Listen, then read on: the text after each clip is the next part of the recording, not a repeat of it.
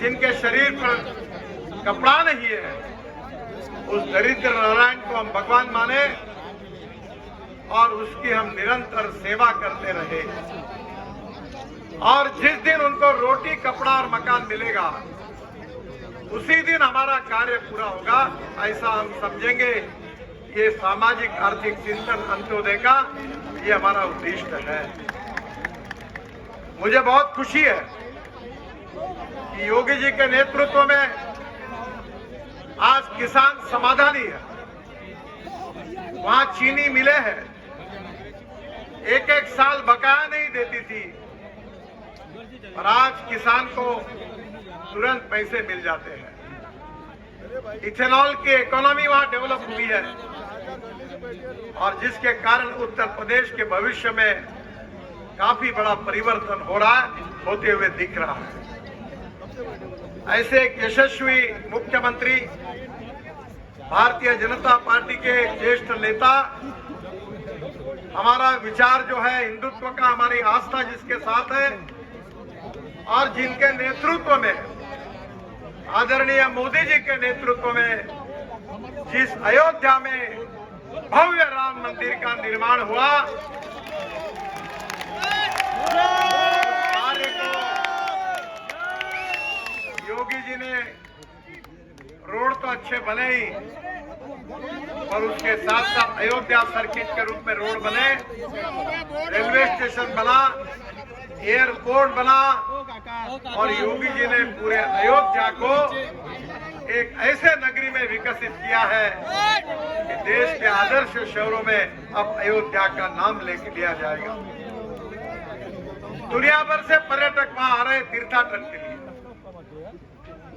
और ऐसे योगी जी आज हमारे महाराष्ट्र में वर्धा और भंडारा, 2 लोकसभा क्षेत्र में उन्होंने सभाएं की है, और आज वो नागपुर में आए हैं। उनके विचार आप सबको सुनना है। मैं आप सब लोगों का विशेष रूप से आभारी हूं कि आपने 10 साल मुझे आशीर्वाद दिया, और आपके आशीर्वाद के कारण ही मैं मोदी जी के मंत्रिमंडल में मंत्री बना। इस देश के रोड इंफ्रास्ट्रक्चर को कश्मीर से कन्याकुमारी तक, अरुणाचल, मेघालय, त्रिपुरा, देश में किसी भी कोने में आप जाएंगे तो आपको अच्छे रोड मिलेंगे। ये कार्य करने का सौभाग्य मुझे मिला।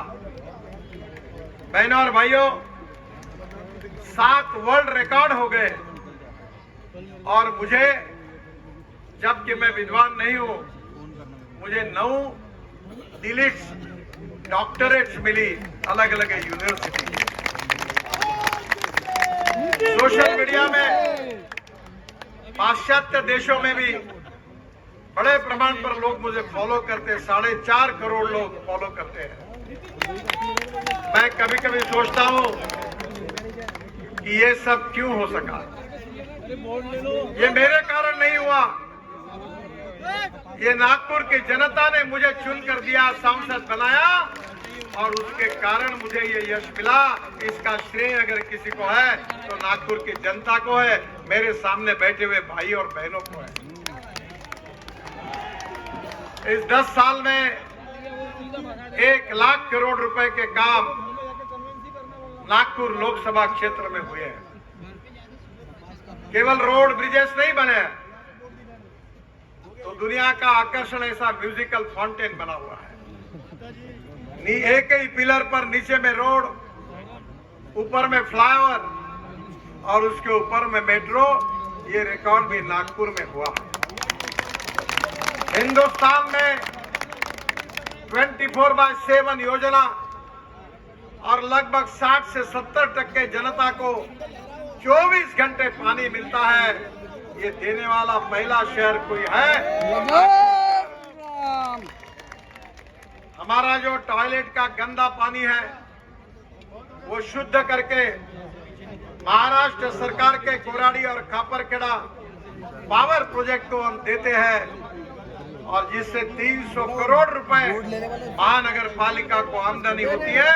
ऐसा पहला शहर नागपुर है। ये टाइगर कैपिटल है। नागपुर से 3.5 घंटे के अंदर पर 350 टाइगर है और इसलिए दुनिया के लोग इस शहर में आते हैं। केवल इतना ही नहीं, तो नागपुर देश का हृदय स्थान है।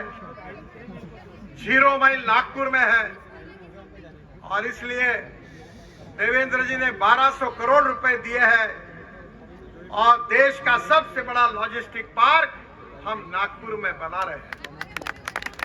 नागपुर एविएशन का हब है। एयरबस और बोइंग के 1200 पार्ट को तैयार करने वाली टाल की कंपनी मिहान में है और हमारी देश की सुरक्षा करने वाला राफेल जेट डोसाल्ट कंपनी जो फ्रांस की है वो 250 राफेल जेट नागपुर में बन रहा है।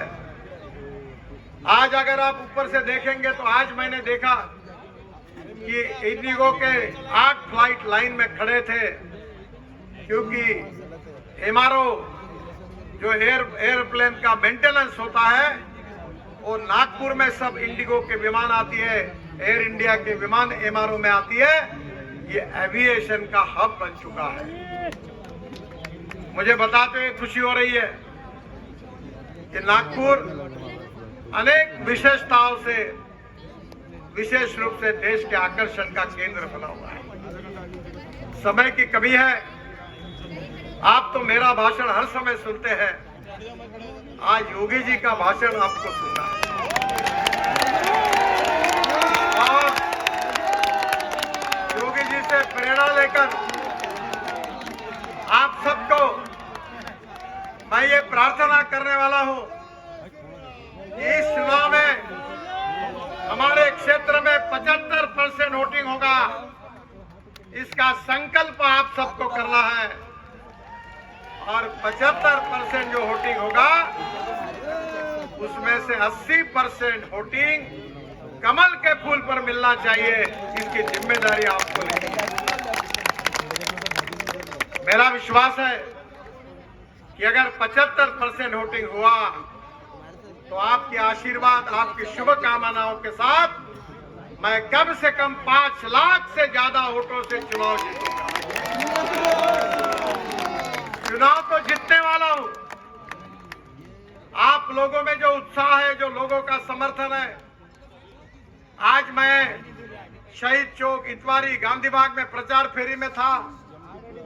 कोई रेस्टोरेंट वाला लस्सी लेके आ रहा था, कोई फ्रूट्स लेके आ रहा था, कोई गन्ने का जूस लेके आया था, कोई काजू किशमिश लेके। इतना रश था कि मेरे बाजू में खड़े हुए लोग कह रहे थे ये प्रचार अभियान नहीं है, ये तो चुनाव के जीत की बड़ी शोभा यात्रा हो रही है।